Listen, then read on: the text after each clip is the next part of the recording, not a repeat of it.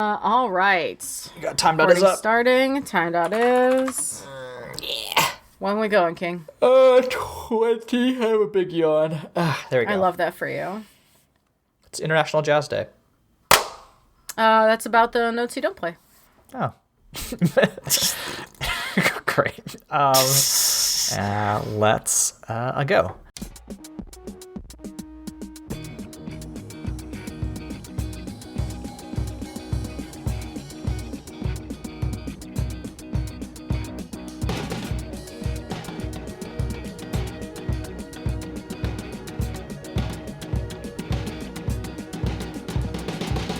Welcome to Mortified, the Friendship Quest, a podcast where two long-distance friends bounce media recommendations, all in hopes the other will like it. I'm Aaron. And I'm the reason this podcast didn't have an episode last week. And this week, we trekked through the original walking simulator with Gone Home. Before we wander around our stupidly big house, remember you can help us on Mortified, the Legitimacy Quest by subscribing to us on YouTube, iTunes, or Spotify, signing up for our monthly newsletter through the link in our show notes, or following us on Twitter and Tumblr at MortifiedPod. Leyla. Aaron. Are video games art? I think so. Do you think so? I mean, I think the actual answer to this is it doesn't matter. But this was, this is a joke about how, in the early 2010s, I think there was specifically Roger Ebert, who famous film critic, was talking about how video games will never be art because of, he hadn't played that many video games, I guess. And this set off a firestorm online. And then he recently passed. And then, several people after, Not that recently. I mean, he passed recently to when Gone Home came out. Okay, fair enough. And people were like, maybe this would have changed his mind. There's a video essay that I watched to prepare for this episode that we'll, link in the show notes about that. But, this is... Gone Home is such an important, piece of recent games history. And I'm really excited that we're talking about it because I had never played it before. I only kind of knew that it was just, the first walking simulator, quote unquote. But, what is your history with Gone Home?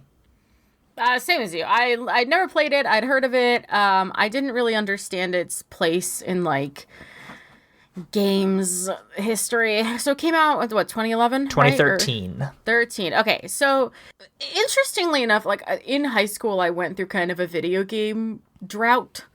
I didn't really play all that much, which is funny because I feel like growing up, all I did was play video games. I fell into, well, that's incorrect. I fell into an MMO hole. That's the issue. Yes. So I played a lot of Fliff, played a lot of Mabinagi, played a lot of spin-offs of those types of games. We did not have the critically acclaimed MMORPG Final Fantasy XIV. I wish I could recite that fucking copy pasta off the top of my head that you all always tell me, but I can't. No Warcraft for you? I was not a Warcraft girl, no. Or I didn't play any of the big ones. I didn't play RuneScape, Maple Sword. I was gonna say, I don't know I've never heard of any of these games. They're just little anime guys. But anyway, so I didn't really get back into console gaming or PC gaming until about 2013 or 14. And I didn't really know indie games were a thing. I was under the impression AAA was kind of the only thing that was out there. Because I wasn't really into the news circuits and the places I ran online didn't talk about indie games yet. So I missed this completely. It's very for me in retrospect. Because the first indie game I played was Bastion. Right. And Bastion came out 2011, I want to say. Yeah, right? So it was already out for a little bit when I played it. Right. So here's the thing, I think we are the early 2010s are when indie games start really hitting their stride and becoming competitors to AAA games in a way that had never happened before. And Gone Home is a huge part of that, right? Gone Home starts winning all these awards, picking up all these accolades from, games sites. And, eventually becomes a part of the notorious Gamergate, quote unquote, scandal, where people who are chuds online were like, oh, because this game has queer people in it and has about walking and listening to diary entries, that doesn't make it a real game. And games journalists are bad. And it's all that Gamergate shit we don't have to get into. But the main thing is that Gone Home is really, as the more I read about it to prepare for this episode, the more I realized like how integral it is, like as far as like not only, you know, forefronting like our current era where like indie games are really important and like are always pushing bigger games to try newer things.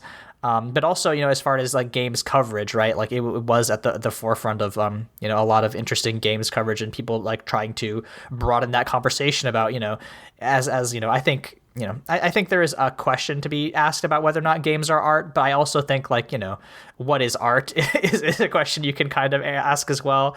But like, you know, it is making people consider video games as a medium, not more, you know, more than just like, well, you shoot people. And we'll talk about that. But yeah, I mean, do you want to, here's the thing, the plot is like pretty straightforward. And since this game's, you know, narrative is all delivered via like journal entries that are voiced over, you know, how do we want to do the plot summary, do you think? I mean, we can go through kind of a quick, there's like a couple of major beats, right? We can just go through that. Yeah. Okay, so I have a list of the journal entries up on my computer, and I can just kind of talk through my playthrough and the ways in which I kind of my experience. So, you know, the game starts out. You are Katie Greenbrier. You're, I want to say, 20 years old. The year is 1995. It is June 7th at like 1 a.m. Right? You've been on this European trip all across the continent of Europe. You know, you've been gone for a year. And you're coming home right now to see your family who you haven't really hung out with since you left for Europe. This was the 90s. You could I guess college students had money to do that. I have no idea what the 90s economy was like, but apparently this was a thing. And you know, she returns home and finds that her house is deserted. Her family's not there. You know, all the lights are off. It's 1 a.m. And she has to, you know, kind of piece together with the context clues and notes that are around her house what happened, you know, where her sister is, where her family is. And you come home, you know, you get this. There's this letter, like this note, and the front of the door, and basically it's like, hey, you know, Katie. You know, I'm sorry that I wasn't here for you. It's from her little sister Sam, who is like 17 or 18 at this point. And she's like, you know, I'm sorry about all the things that have happened, you know, but you know, don't tell mom and dad whatever you find. And you know, it already starts off with like this kind of ominous tone, right? You move the Christmas duck away, you find the secret key, and you enter through into the front of the house, and then you kind of like you turn the front light on, the light kind of flickers, and you are left in like your dark house, and you have to like wander around each room and look at notes and look at objects and kind of piece together what you've missed over the year. And like I like it. I like it a lot. I think I'll say is the first thing. Like I am pretty high on walking simulators. I like these sort of games that are very like story forward.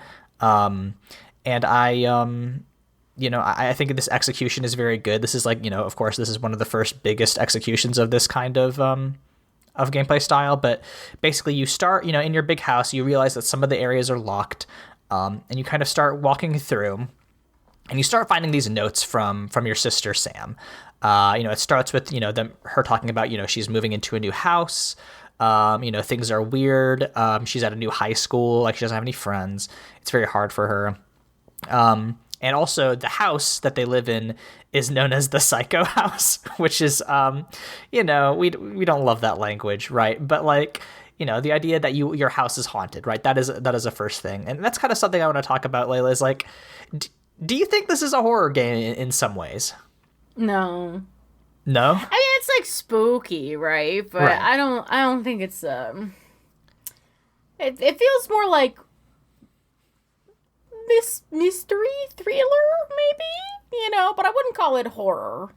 I think so too, but I think thriller is the right way to go, because like there are definitely moments where the game wants you to feel like something is watching you or like something weird is going on. And especially the ways in which it kind of hints towards something bad happening to Sam. I do think it kind of wants to put you on edge, which, you know, I don't love that implementation necessarily, but like I think it is like trying to compel the player through. Yeah.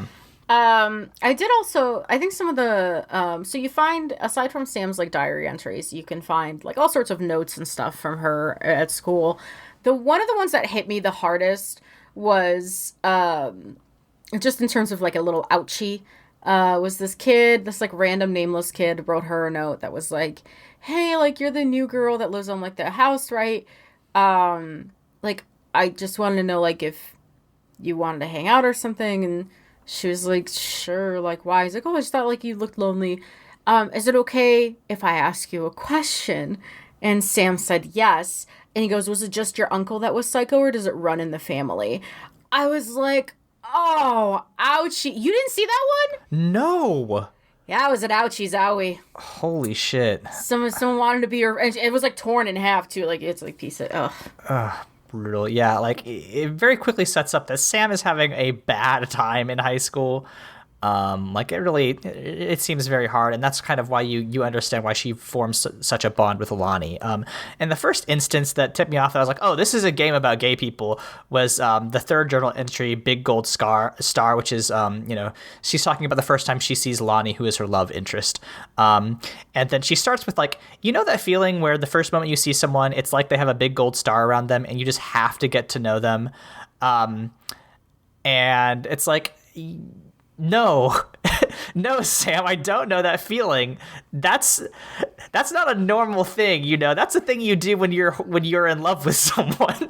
And it's very funny to like kind of see Sam like working her complicated, repressed gay feelings through these notes and journal entries. And her big gay pirate story. Oh yeah, like so Sam is also, very creatively oriented. Her dad's a writer, and she has like is going to go to like a college for a writing scholarship. And like you see these drafts of the same like kind of pirate story throughout the game, and it's like Captain Allegra and her first mate. And at first it starts off with like the first mate being Daniel, which is the neighborhood like next door neighbor kid who is just like her default best friend as they grew up. But like slowly the story changes over time, and at some point the first mate is always getting captured, and Captain Allegra has to go save them. And at some point, the first mate gets captured by the Amazon Queen, who drops the first mate in a vat of some sort of magic liquid, and they come up from a girl. And then he's like, ha ha ha, what are you gonna do now? And Captain Allegra says, step away from that girl, she's the love of my life. And it's like, yeah, normal normal gay stuff. You ever get dipped into a vat of Amazonian magic water and get your gender trans? Normal stuff. It's really good. And like, right, I'm a cishet person. Leyla, you can speak to whether or not this story, it had any sort of queer, resonance with you. I mean, it was just a couple of lines of a girl working through her, her repressed queer. I wouldn't say like particularly resonated. I did think it was cute though. Right, and I think that's an important part of it. To kind of go through like the story as you like, go through Sam's room, you go through your parents' room. There's like there's three main stories I think that you kind of work through. There's Sam's story where she falls in love with Lonnie. This is the main story. Lonnie is this girl who is part of JROTC, but gets her into the like riot punk genre of music, which is about, or riot girl maybe is the genre of music, but it's a genre of music with about like feminism and a lot of girls yelling. And I frankly didn't like the actual riot girl music in the game. I thought it was very bad. No offense to the actual performers who were in the show. Not for me. I did find myself like bopping along to it a couple of times. Sure. There's something about it that like really took me back to listening to stuff like that in high school, like early Paramore, you know what I mean? Right. But yeah, you kind of get her, Sam and Lonnie basically fall in love, at these shows. Lonnie kind of confesses her feelings for Sam, and Sam finally is like, hey, yeah, I'm into you too. They start, dating, but it's secret because this game takes place in 1995. And, there's this conflict, right? Lonnie is going to join the military, going to join the army and go to basic and leave in June. And Sam is going to go off to school, and then, they don't know if they can be together. And, as the story, oh, go ahead. Do you think we have international listeners? No, why? Like outside the U.S.? Absolutely not. Why? Why do you ask? Should we explain what JROTC is? Oh yeah. So in the United States, you know how we're a fascist country and nobody likes to talk about it. In our country, at least, I bet all you international people know that we're fascists. There's a thing called the Reserve Officer Training Corps, which is a thing that they do in college and even in high school. It's called Junior Reserve Officer Training Corps, but it's a thing that they just kind of like train you to be in the military. So when you're old enough, you can enlist immediately, or if you are, if you're a good officer, you can go take some extra classes and become, a military person, and you can do that. I had a lot of problems being in private school. I think the weird private school that I went to affected me in some ways that were bad. But I am very grateful they didn't have an ROTC program, because I would have joined it when I was 14, and I don't like that version of Aaron. I don't think he would have been a good guy. Yeah, my university had an ROTC program. One of my residents when I was an RA was in that, and it always rubbed me the wrong way. I never liked it. Listen, it's weird. It's weird that we have a military institution that's like just at public schools. It seems bad. Yeah, and you get recruiters coming with their cookies or whatever. Right. Yeah, so Lonnie's in JROTC, and so sometimes she moonlights as a goth, but sometimes she wears a military uniform. That was a very fun descriptor we got of her. Yeah, and Sam's like, hey, this is a wild discrepancy between Lonnie, which is like you do this feminist anarchist punk band, and then you're also part of joining the military. And she's like, yeah, why does that? And you can learn about her, her dad's in the military and she has a bad relationship with her mom, etc., etc. Eventually that story resolves with Lonnie finally on their last day goes to ship out to basic. Sam is very sad, but eventually it's the first voicemails you hear in the game. You hear Lonnie calling Sam and being like, Sam, and you realize that Lonnie has asked Sam to come pick her up because she's got off the bus, she's not going to basic, and they run away together because their parents don't approve of them. And Sam's like, hey, I'll see you again one day, Katie, the player, but I gotta go hang out with my high school girlfriend now. And I think that is the main story. There's the other story, which is your mom is having a tough time with your dad, and she's into this new ranger, Rick, who works for her. Ranger Rick. Yeah, no, he's very sexy. He has good taste in music, apparently. They went to an Earth, Wind, and Fire concert together. But ultimately, her mom is a senior conservationist, which is very cool. This game takes place in, I want to say Oregon. Yes. Okay. And then conversely, the dad is a writer, but he had a couple books, but nobody really bought them. And then he just started reviewing home entertainment systems as a freelancer, but he kept making his essays too long and personal, and they're gonna fire him from that job. But then eventually he found out his books are gonna get reprinted by a smaller publisher. So happy ending for him. The dad and mom went to a marriage counseling retreat to work out their problems. Happy ending for them. Happy ending for Sam and Lonnie, presumably. We'll see. We'll see if that marriage counseling retreat works, because, man, there were some sad fucking artifacts in that house. Yes, it's about their marriage. It's tough. There's a calendar where it's you see that ballroom dancing has been crossed out every single week, and it's just oh, that sucks. That makes me so sad. That one, the fucking After the Honeymoon book. The fucking, God, there was a third thing. There's just a bunch of just depressing little artifacts. Right. You keep getting these letters that Jan writes to her college roommate. Or Carol. Carol writes them to Jan. Right. Yeah. And seeing the other half. I like Carol's stationery. No, she's very good. Cute stationery. Fun fact, all of the handwriting that is done by moms in this game was done by moms in real life. That's what the developers were ethics in mom journalism. I Love that. Very funny. There's a dev commentary track if you all are interested in that. But, those are the three main stories. And, I think that the way that you go about uncovering them, which is, rooting around your house, you kind of finding out the secrets of your family, which is like, it is a little bit intrusive and weird, but also like that's kind of the point of the game. But I really liked it. But like, overall, I was like, this story is completely fine. There is nothing especially novel about it. There's nothing especially, profound about it. I think it's pretty good. I think it completely hits what it's going for, and I'm happy that it exists. But I was like, I can't believe this is the thing that shook the games industry 10 years ago. And like, you really just have to think about what the games industry was like 10 years ago, and we'll talk about that. But yeah, I mean, do you have any like things that you want to bring up from your playthrough, things that you found interesting or fun? I think I want to speak to what you just said, just because like I feel like I approach a lot of media in kind of a reverse order so often. Like it's partially because I missed some things when I was growing up because I wasn't really attached to the zeitgeist. For a while, I was learning English and also how to be an American when I was a child. Fun. So not necessarily paying attention to like pop culture.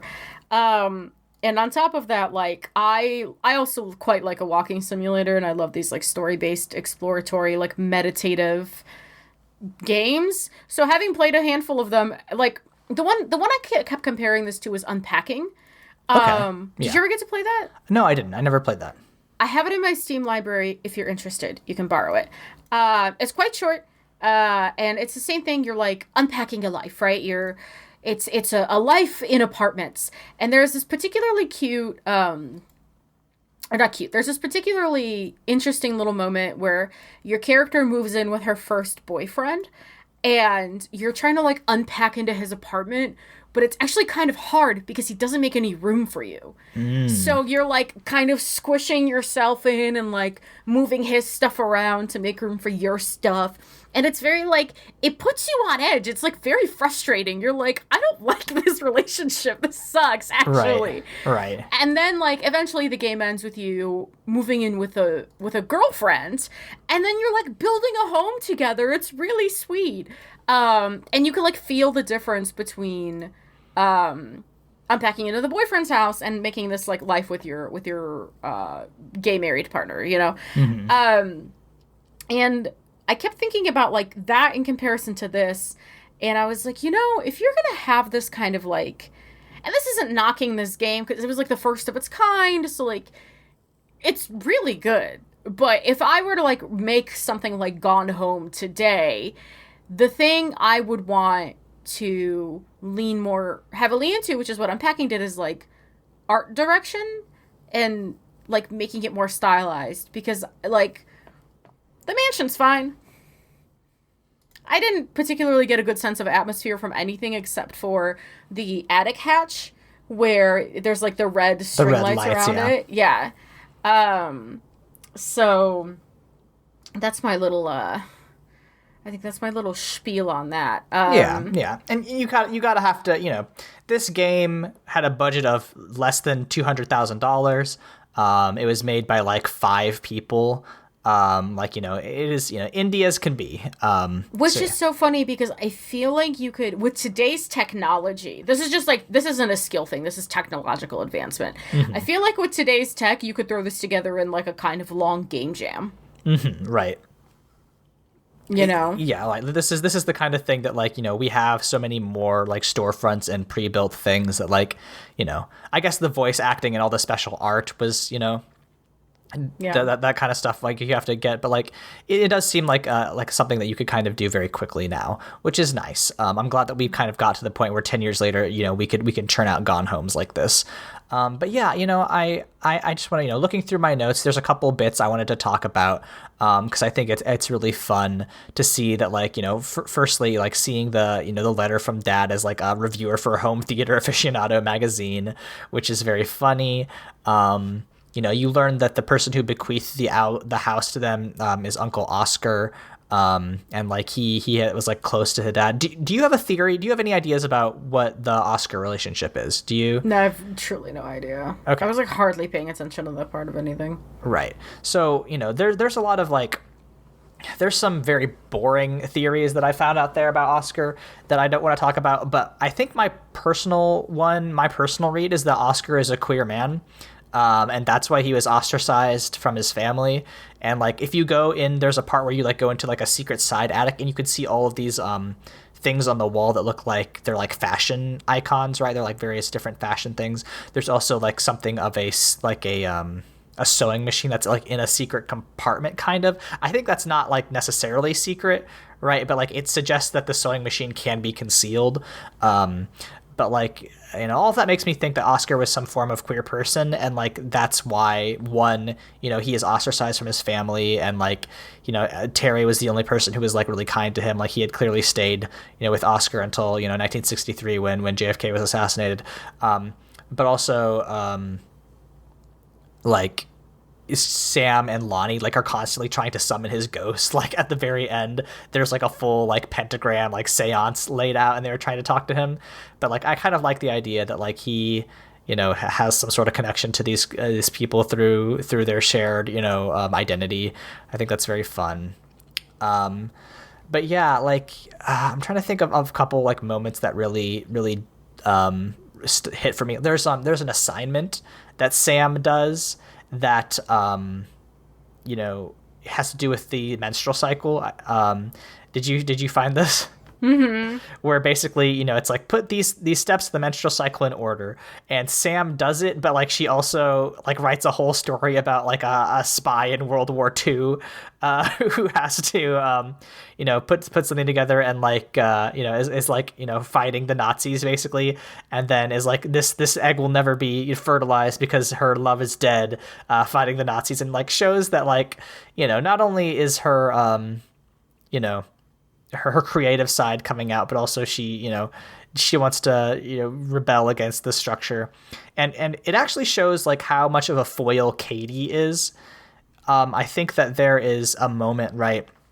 The first thing I noticed about Katie as a character was when you go in and you can look at she has a medal or an award, right? She ran the I think it's the 4x100 relay. Yes, and this is just like such a little thing, but it lists her as the last person in the relay. And the last person in a relay race in track is the anchor, which means they're the best. It means that they're the person who, like, okay, even if the other three people aren't doing it, the anchor is the person who will finish it and do the, you know, get the job done, and you will win the race because they're the number one. And like, you also find the same menstrual assignment that Katie's done, right? Katie has the same assignment that Sam did, but Katie did it perfectly. You know, she got out, you know, 100%, A+, as opposed to Sam, who got a C me after class, right? And it really does show that, like, Sam and Katie do have that kind of weird sibling relationship where, like, you know, both of us are older siblings. I guess, especially for me, I can't speak with your relationship, but like, me and my little sister have a relationship where, like, I am the golden child compared to her, who has kind of been, you know, historically, you know, had a difficult time, you know, when she was a teen with my parents, right? And like, I do think that there is a little bit of that tension with Sam and Katie here, where, you know, Katie is like, or Sam is like, you know, in one journal, she tells the, you know, her sister, like, hey, you know, I had a conversation with mom and dad, one that you're never going to have, you know, where she comes out to them basically.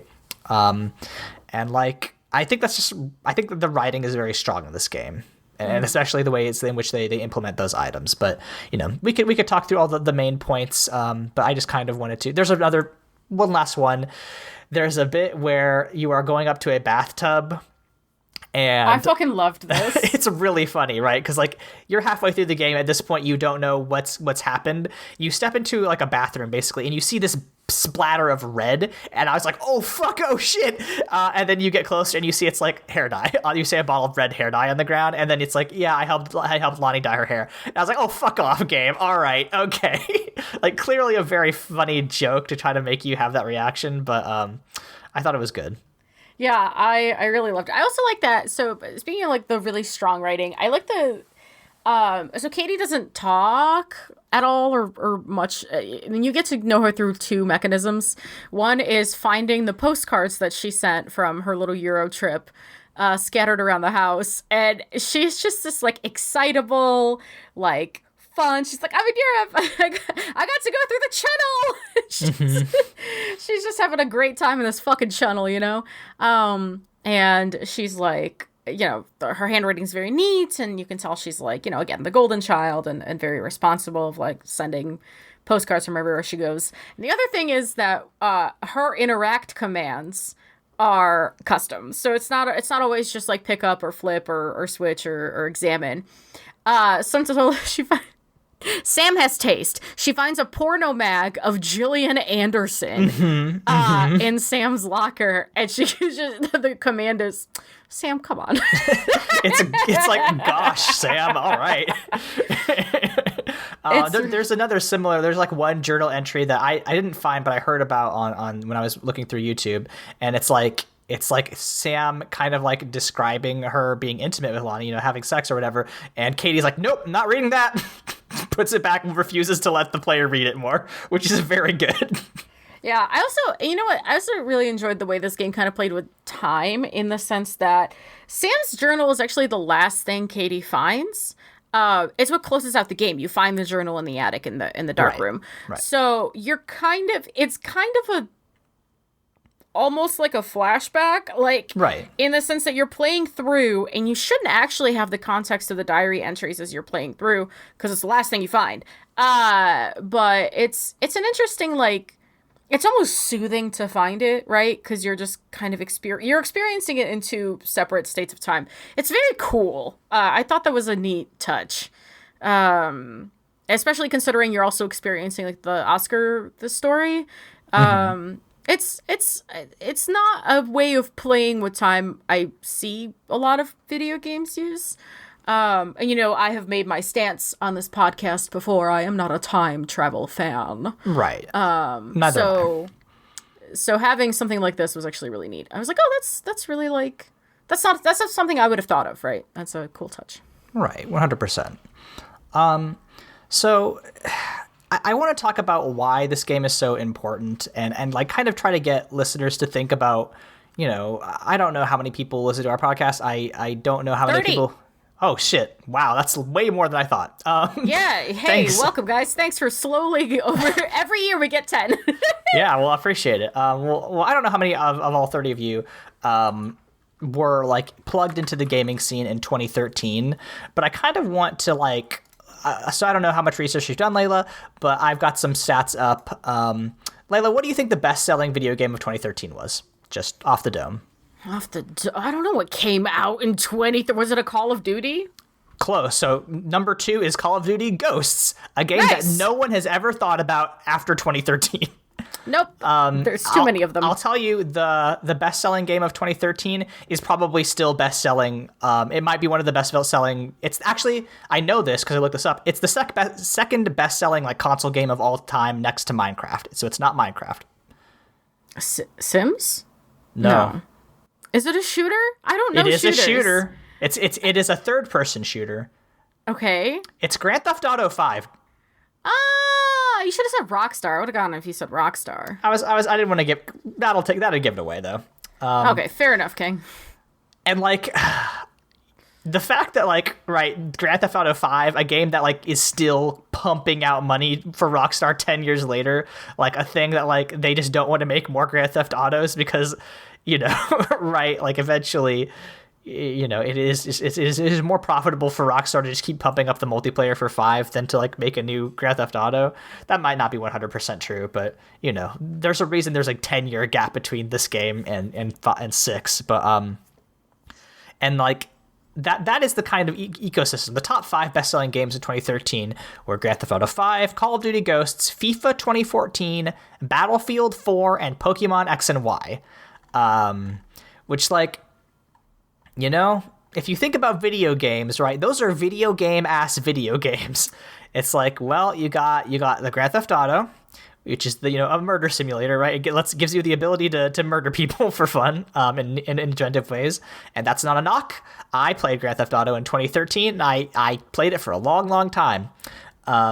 There's Call of Duty Ghosts, right? Obviously part of the shooter genre, the long-standing shooter, you know, or most profitable shooter, you know, of the last 10 years, right? There's a soccer simulator.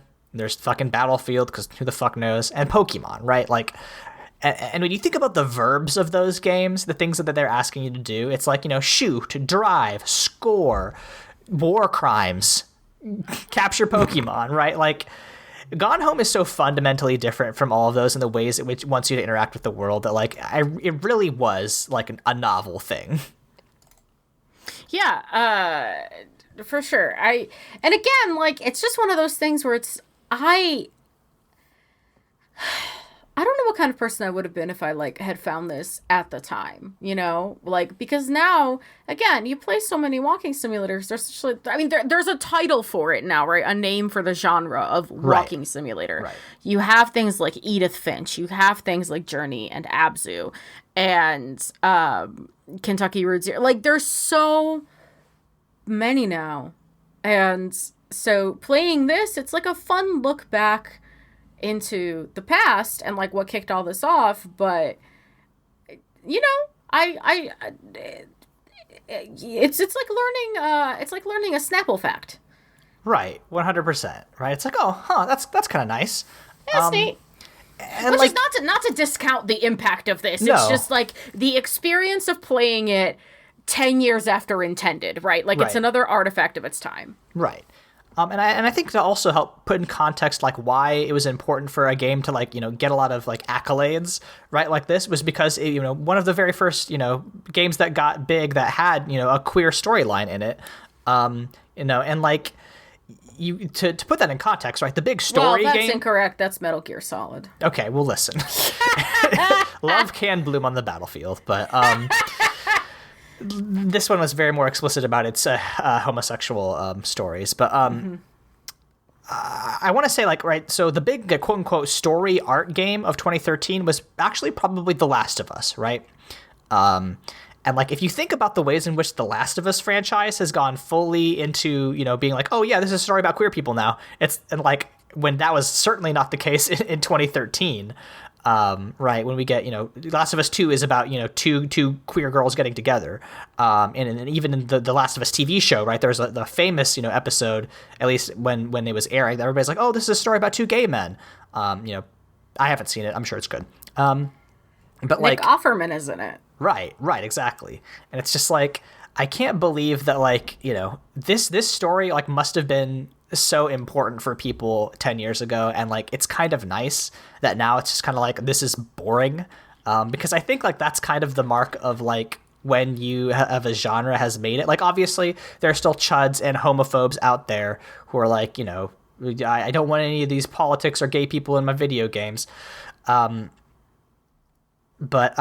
there's it's just kind of nice to be like, yes, finally we get so many of these stories that they're passé. Mm-hmm. Leyla, you have just put on a pair of sunglasses that makes you look like the leader of the Squirtle Squad. Is that relevant to the story at all? No, I just... Do you ever let the intrusive thoughts win? Oh, no. What?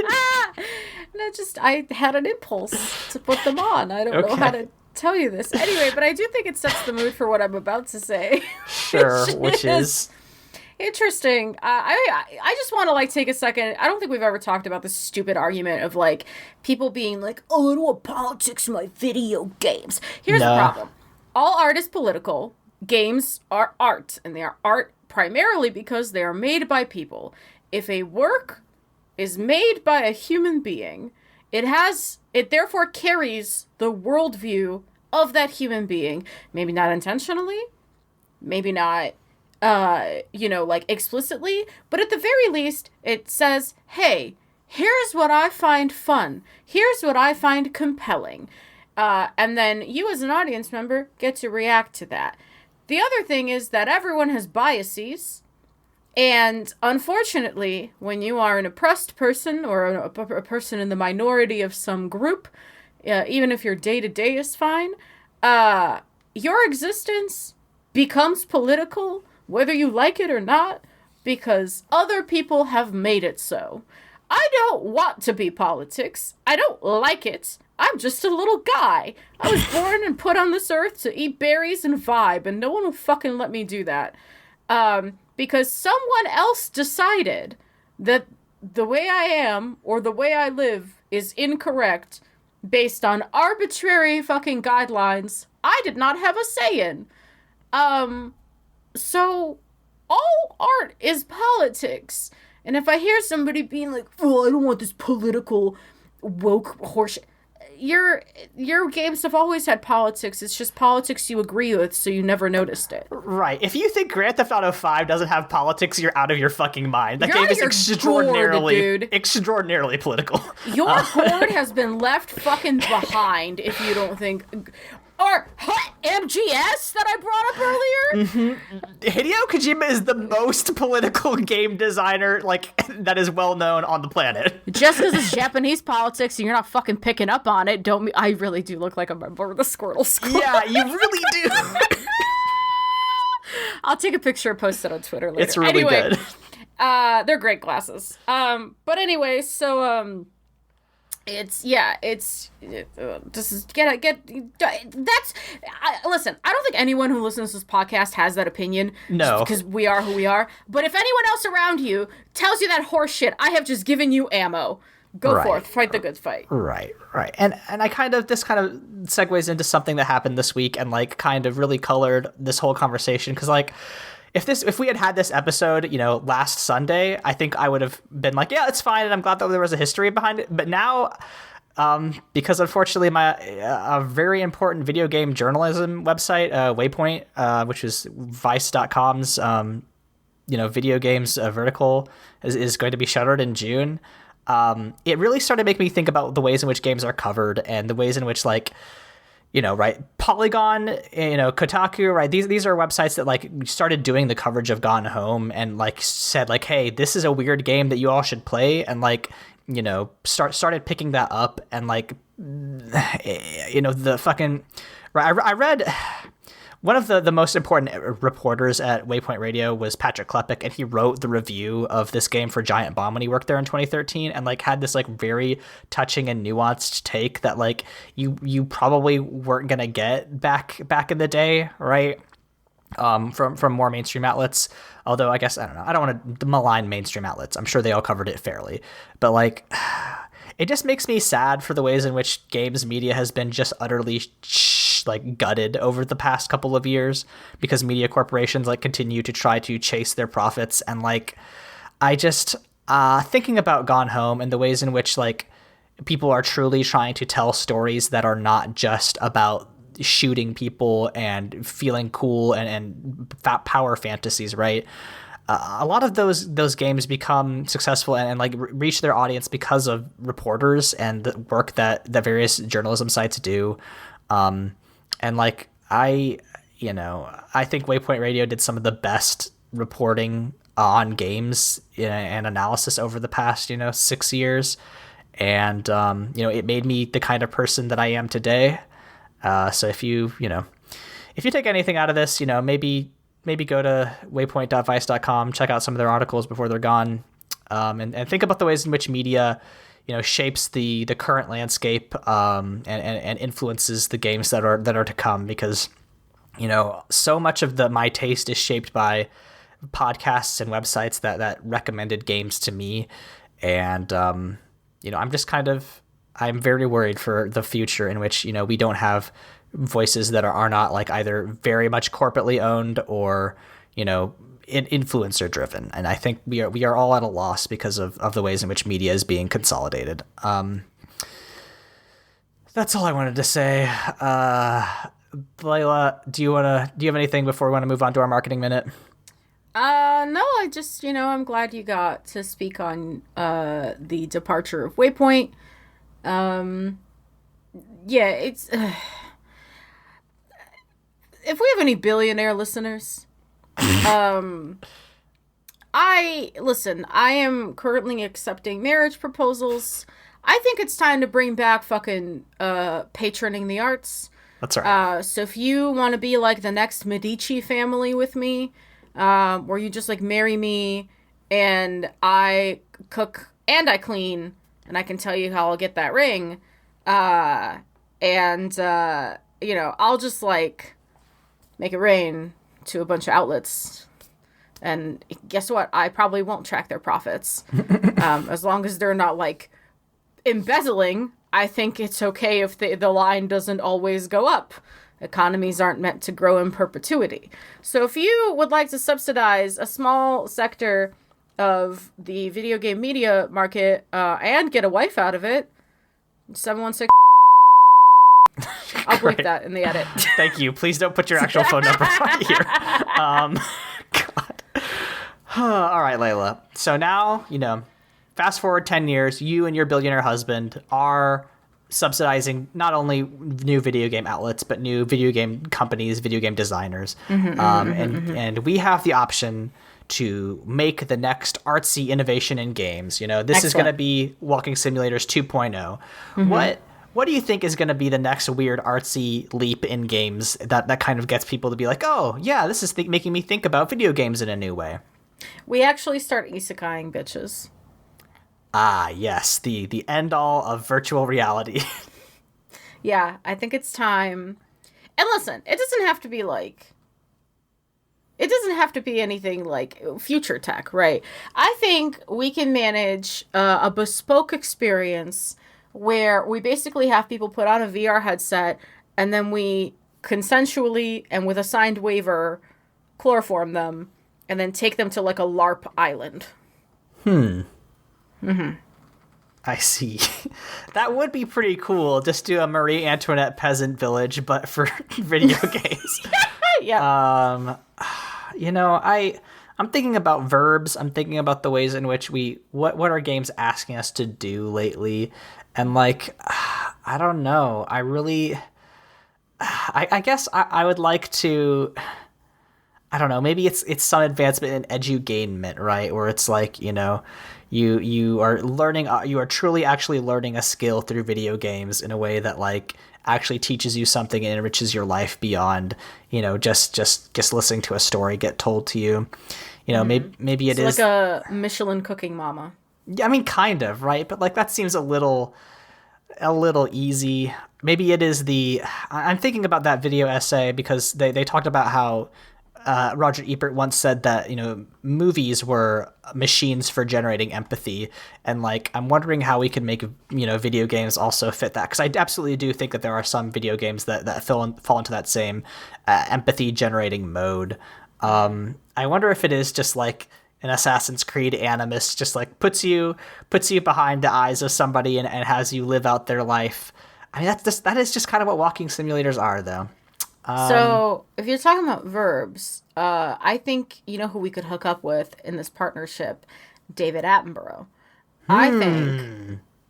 Listen, what verbs haven't been explored? Why verbs that humans can't do? For example, scuttle. We could do a nature documentary, but you're a crab now.